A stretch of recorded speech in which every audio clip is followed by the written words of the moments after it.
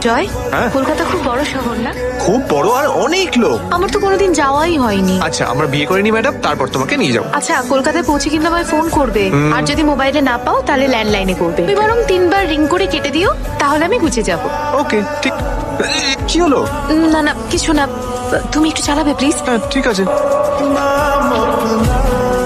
এবার তুমি যাও জয়। ভালো থেকো। জয়, হ্যাঁ, এটা কিসের? তুমি দেখো।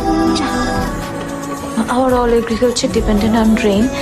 Rain, বৃষ্টি আমার জীবনের সবচেয়ে কাছের জিনিস। এটা না থাকলে আমি কোথায় জয়কে পেতামই না।